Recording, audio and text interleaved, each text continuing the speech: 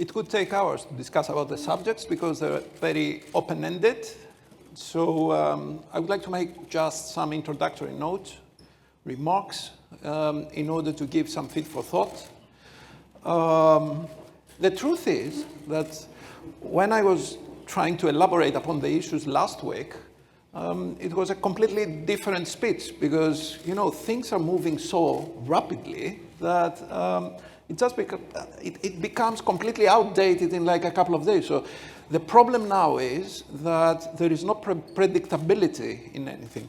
And this has, I think, changed completely the job of any politician, and especially the job of a foreign minister, because instead of trying to foresee what is going to happen, to predict the future, which is completely out of question, what you have to do is just to try and come up with all alternative scenarios in order to be able to address the delicacies and the sensitivities coming up. So that's why I have no notes. I would like to make a few points. The first is that I'm thrilled to be in Thessaloniki because this is the city which reflects history, diversity, power in diversity, and you can see this here in this room because it's a very colorful mix of people coming from all corners of Europe and of the world, and it's really important to be in that place. I am delighted, secondly, because I will be with Martin Schulz. I couldn't expect a better interlocutor to discuss with, and I'm really honored to be here. Martin Schulz is probably one of the top 5 pro-European, pro-federalists, all around Europe. And he was a firm supporter of Europe and Greece during the very tough decade from 2010, and especially when he took over the presidency of the European Parliament from it was 12 to 17, right? 5 years. It was probably the most difficult period for Europe altogether. Obviously, it was the most difficult period for Greece, but it was also the most difficult period for Europe because I think what we had to show back then was the solidarity that we needed, the sustainability of Europe, the autonomy of Europe, and above all, we have to demonstrate to the world and to ourselves that we are united. And I think Martin Schulz was a key figure in showing this unity, and I think we're all here in Greece hugely indebted to him for his support.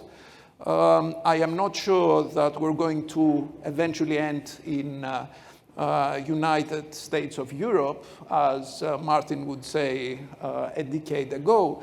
What I have to say is that we have to reinvent Europe, and probably we have to try and revisit the basic premises upon which Europe has been established.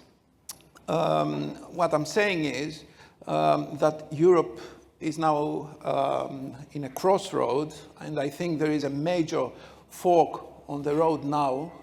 We need to take some very strong decisions. We have to be very powerful because ahead we have some very difficult choices to make. I would like to make a very strong statement. I think Europe, as well as the international security architecture, has failed in responding with contemporary challenges. We have not succeeded in having a very powerful, a very meaningful attitude towards the 2 wars we have in our neighborhood. We haven't made it to actually articulate a single voice against aggression, and especially the Russian aggression against Ukraine. We're still discussing about how to make it possible to stop the hostilities in Middle East, and we're just praising in order to halt the domino effect, the spillover of hostilities in the broader region. We haven't made it to be as strong and as meaningful as we would like to be. This, I think, has to do with 2 basic grounds. The first is that the process of decision-making within Europe is not always the most rational. If anyone, and I can see quite a few people who have been in European Union councils, if you just participate in one council, you do understand how difficult it is to actually reach a decision. You may agree on the basics, you may agree on the root causes which produce adverse effects, but you cannot actually reach unanimity when it comes to actual tangible results. We may discuss within European councils for hours for just a word or two or a phrase, but eventually we cannot reach a meaningful conclusion. I think the Middle East situation is very evident. Why? Because we all agree in Europe about what we should do and about the end result. We all agree that hostilities should stop. We all agree that hostages should be released, and it was an appalling and dreadful picture what we see a couple of days ago with the 6 dead hostages.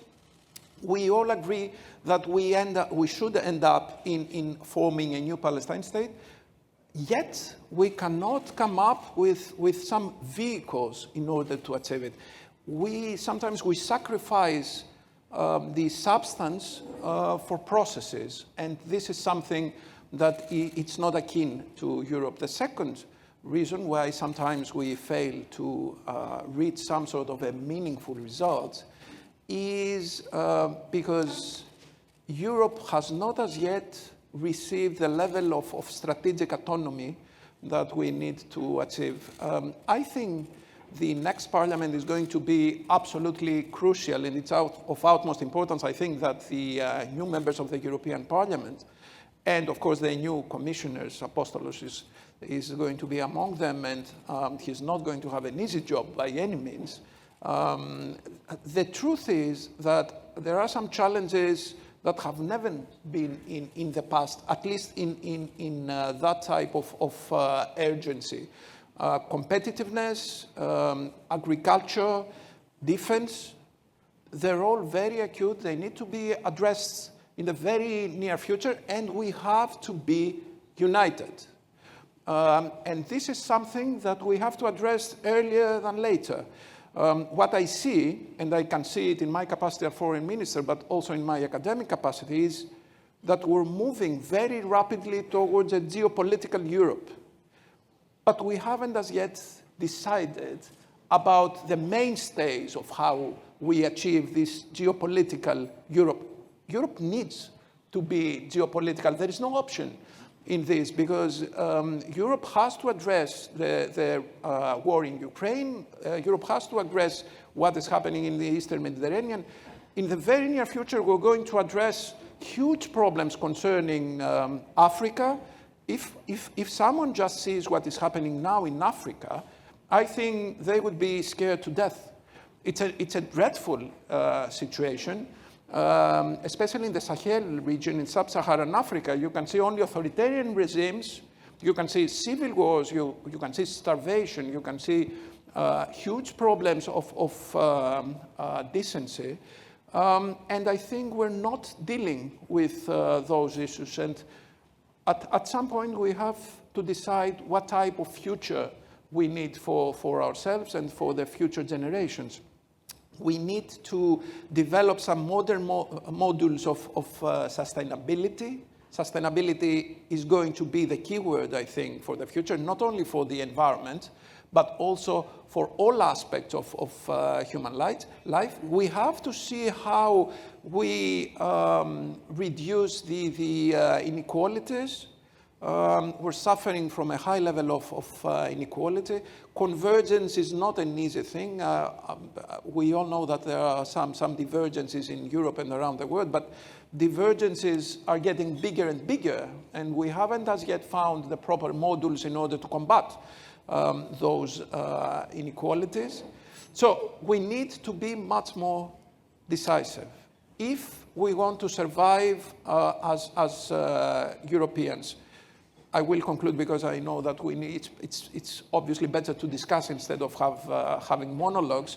What I have to say is that the political scenery around the world is not very promising or thrilling.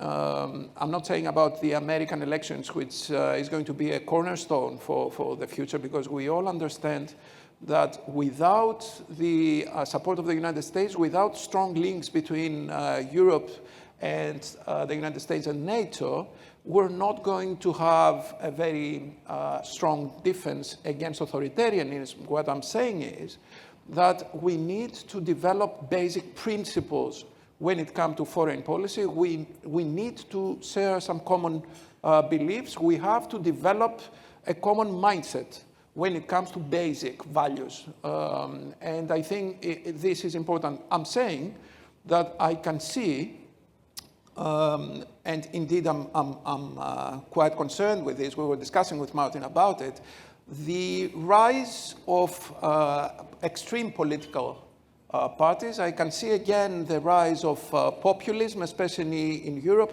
The results of the German regional elections in Länder were not the best. We can see that there is a very strong, not alliance, but there is a very strong partnership between far right and far left. We see a mutation of far left towards a more populist agenda. We couldn't imagine that a far left party could be anti-migration or could be pro-Russian or any other sort of that type of agenda, but we see it.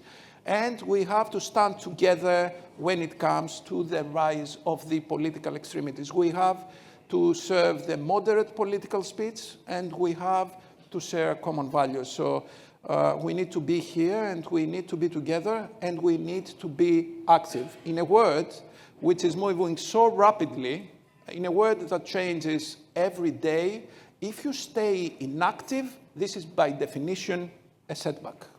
Thank you. Thank you.